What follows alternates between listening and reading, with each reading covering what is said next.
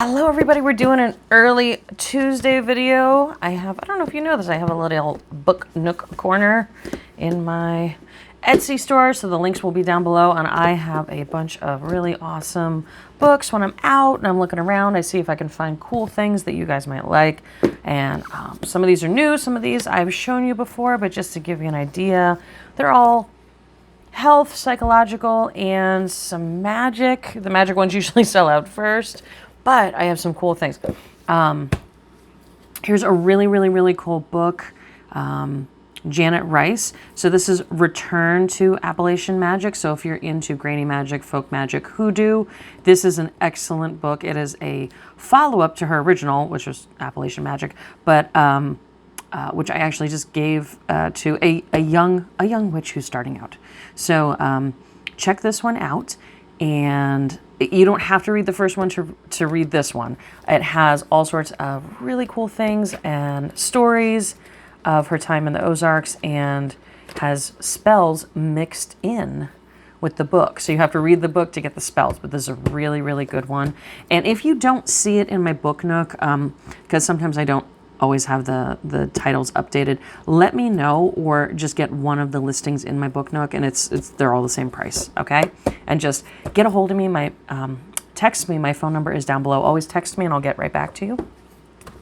So this is a deck of spells, hoodoo, playing card magic, and conjure root work from Professor Charles Porterfield. If you know anything about Lucky Mojo, he's over there. So it is using how you can use actual cards, and all of the cards have special meaning.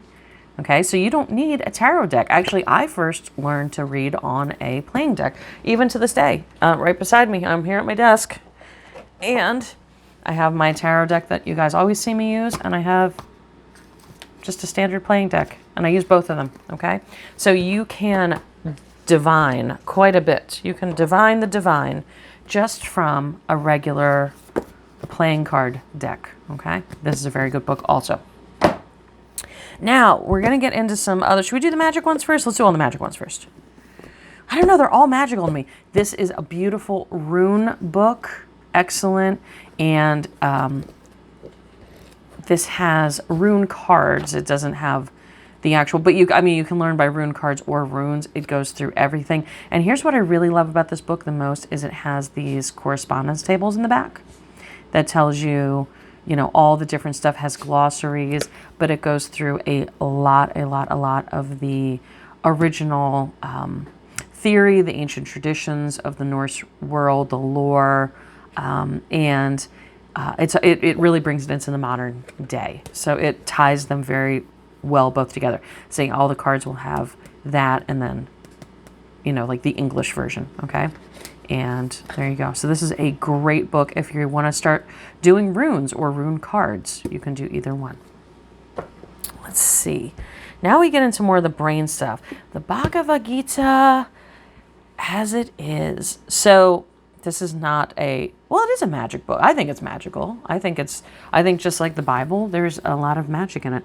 So, this is just one of the most spiritual books, especially in India, in the Hindu world, okay? So there is nothing in here that is less than stellar. You can turn to anything, and it's wonderful. This is the Eastern mysticism that, when it came west, changed all of society, okay? This is far older than any of the religions that we really practice here in the United States. I can't say enough good about it. I really can't. I was first introduced to it in a formal kind of way in undergrad. I had a professor. We did a comparative religions course, and we just had to read a part of it. We were assigned a couple pages of it, and I think I read a quarter of it in one night, which is, I don't know how my head didn't blow off, but it was absolutely amazing. There's so many answers in here. It is profound. It's motivational. It's all about you creating your own universe. So if you're into manifestation, this is the book for you. If you want to learn about other religions, you want to learn about how other people think, this is the book for you. This is the big daddy of really getting into yourself and doing self-realization. It's absolutely beautiful. Can't say enough. Can't say enough good about this. Okay, so there's that. Where do we go next? Let's go to Carlos Castaneda. So do you guys know about hold on, I gotta take a drink. Sorry, I've been talking a whole lot. Do you guys know about reality transurfing? Have you heard me mention it? We got to do some chapters on that. I only do Manifestation Mondays, so like, so there's so many books I want to read with you guys. Hopefully, I'll be reading with you guys till the end of my days. But okay, sorry, I had to take a drink of tea real quick. So Carlos Castaneda. So in reality transurfing, they talk about the plat. I actually did a video of it here. So if you look in the manifestation videos and the playlist down below, I did a video on the plat, and it's is a energy center that comes off. So like if your head is here, kind of comes off the back of you, almost like a braid, almost like a ponytail. Well, Carlos Castaneda was actually really the first person to write about it. And he said he heard about it from a Native American mystic. Who knows? Who knows? But Carlos Castaneda, while the books are said to be, fiction, there's been some theory, that it's not, that it actually was a him, that he was the main character. So check these out because they are very, very, very spiritual. This is a very old book, wonderful book, very spiritual. Okay, wonderful, very freeing. Okay. Again, manifesting, listening to the universe, listening to our elders. So let's do some health books, and then we'll do some, oh, did you hear that? One of my puppies got into something over there. Somebody crashed into something. I have to check that out. I found this, I thought it was the coolest book ever. This is an old Rodale Press. Do you know about Rodale Press? You do know, you just don't know. All the health magazines, Runner's World, and any health, Men's Health, any health magazine you can think of came from Rodale Press. They were the, great-great-grandparents, basically, of the health industry, of the I shouldn't say the health industry, but the health publishing world, okay? So, and I'm actually originally from Allentown, and that's where they're based out of. Big Rodale company. So this is one of the original. And what's so funny is I found this here in Arkansas. I didn't find this up where I'm from. But this is one of the original, The Health Builder. Okay. It has everything. If you want to be into a more healthy lifestyle and you're thinking like, that book's old, what do they know? They knew it better back then. Let me tell you, they knew it better. I have gone through every section in here, and it's like, stay away from dyes, because dyes in your food and dyes in your pills because they cause cancer. They say coffee and blood sugar. Okay, coffee addiction, not good for your health. You think like, oh, it's 1950s. It's they didn't know. They actually knew a lot more, and how to eat, and how to take care of your feet. It seems like stuff we should know, but we've really gotten away from it. We have really, really got arthritis from blood pressure medication. Look at that. I mean, stuff you wouldn't think of. Beautiful book. Honey, how to use honey. Where is it? Laxatives, iodine, insomnia, infections, heart disease. I saw honey in here somewhere. I had a number of honey. How to use honey. This is back in the 50s. Let me see. Might be 60s. Let's see. It is the Health Builder book. But it is literally the A to Z on health. If I could use, I just trimmed my fingernails in today. 1965, so I'm wrong. Oh no, originally copyrighted in 1957. This is the 5th printing, 1965. How honey is used and how you can use it for your health. Back then. So we think like, oh, we discovered honey and we're going to put it on our avocado toast. Hormones and cancer. There was 1956. Okay. Hunger. What is hunger? Okay. Using hunger for intermittent fasting. Okay. I mean, this is, even if you don't want to follow the stuff in this, menopause and hormones, menopause and vitamin E, like what you need to know, oatmeal, all sorts of crazy stuff in here. Polio, thankfully we don't have to worry about that. Air pollution, water pollution, posture. I need the posture one. Oh my goodness. I need that because we all have some of that tech neck going on, don't we? So beautiful, beautiful book on all sorts of health things that you can't, daily brushing and tooth habits. So you're like, oh yeah, this is stuff we should all know. Yeah, we should all know it, but do we do it? And this is old. This is old. This is better. I'm telling you, they actually knew what they were doing back then. Okay? The generations coming up now are going to be the first generations that live less than the older generations. So let's learn from them. Here's another health book, Naturally Slim and Powerful Using Serotonin. Okay? And they have actually found this. A lot of the drug clinics, if you do like a medical assisted weight loss, will give you antidepressants to help in your weight loss journey, because antidepressants are actually what are being depressed, okay, or having a serotonin uptake issue is what causes a ton of cravings. So this is natural ways to boost your serotonin without the drugs. And this is an older book. I believe this is from the 80s. Let me see. Older book. 1997, but I thought it was like there was an original printing. Maybe it's from the 90s. I don't know. But yeah, so basically, and if you do intermittent fasting, this is excellent, because sometimes with intermittent fasting, especially with women, and especially with women of a certain age, you'll get that dip. You'll get the kind of the moodies and stuff like that. This talks around and about how to do change your eating, change a couple of the things you're eating to get your serotonin up, helps with cravings, helps with all sorts of stuff. Okay. So those are the health books. Now let's get into the brain books. Ooh, brain books. Number 1 strategy, 5 greatest military classics of all time. And you're like, what does that have to do with anything? You're in a relationship. You need to learn how to negotiate. You need to learn how to not just negotiate to get what you want, but also for the good of everybody. Work, career, children, family, narcissists, in-laws, which sometimes are the same thing. Okay.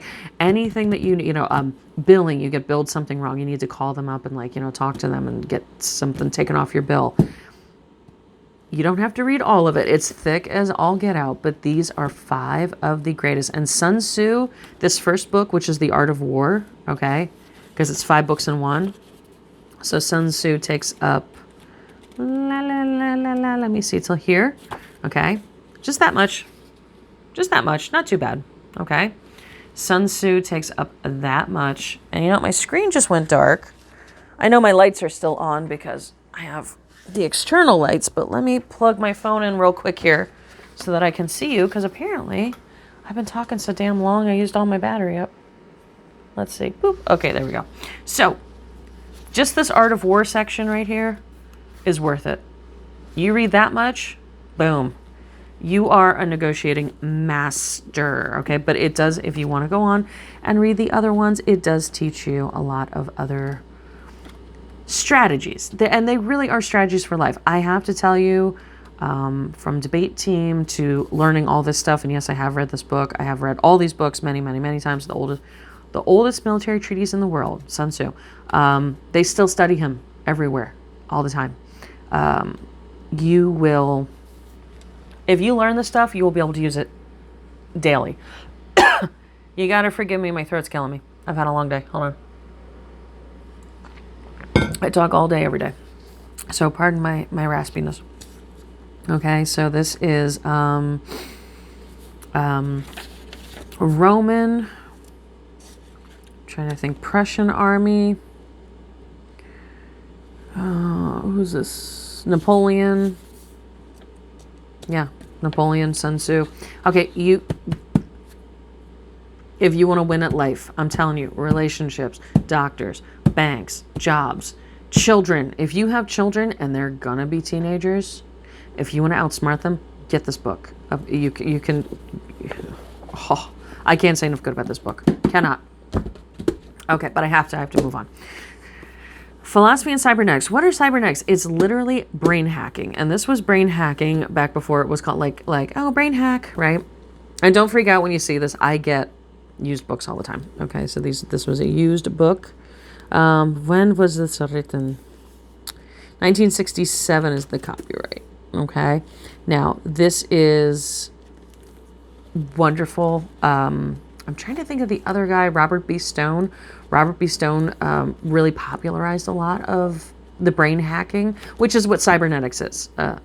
Don't freak out and think it's like Scientology. It's not. This is philosophy and cybernetics, and it's basically, it's manifesting brain hacking. Also, it's using your brain to